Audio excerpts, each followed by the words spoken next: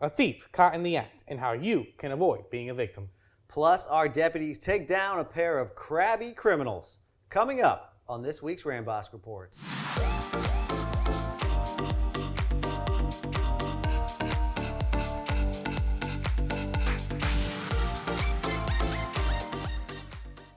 Hello, and welcome to this week's Rambosk Report. I'm Brian Barcelo. And I'm Adam Fisher. Here's the public safety news you need to know this week. Electronic bikes are becoming a popular form of transportation, but they're also popular among criminals because they're expensive and they're easy to steal. Check out this video of a convicted felon riding off with a stolen e-bike earlier this month. The suspect, later identified as 31-year-old Martin Roven, cuts the chain and takes off with the bike worth $2,800. Deputies located Roven a few days later wearing the same hat seen in this video, and Roven also was in possession of the stolen bike. He was arrested and charged with grand theft. Now, Sheriff Rambosk wants to make sure you don't end up like the victim in this case by following these steps when it comes to your e-bike. Use a bike chain and remove the battery when storing your bike. Consider using a GPS tracker or a bike alarm. And many e-bikes are similar, so record your bike's serial number and keep it with you. The bike in this case was identified using its serial number.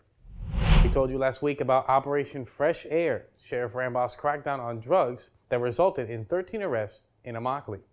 Well, you can make that 14 arrests and counting.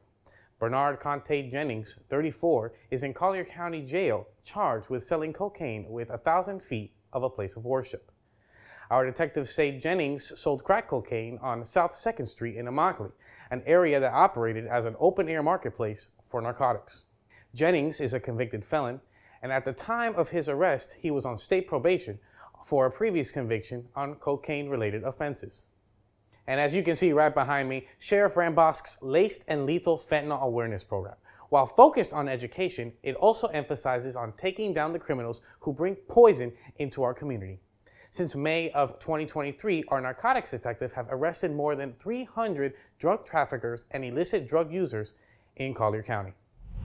We'll have a look at these thieves who were feeling crabby after being caught by our deputies.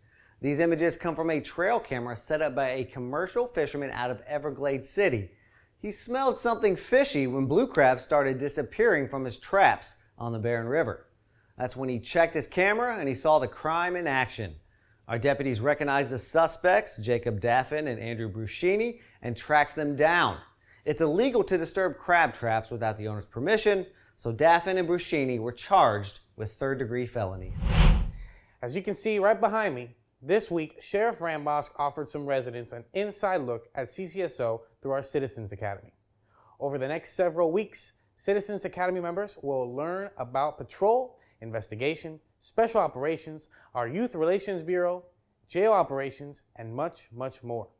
Sheriff Rambosk values the Citizens Academy because it gives community members an up-close look at the many ways CCSO deputies keep Collier County one of the safest communities in all of Florida. Well, Adam, I do gotta say, that's gonna do it for this week's episode. Thanks for joining us. And be sure to come back here next week when we'll have an all-new episode. We'll see you then.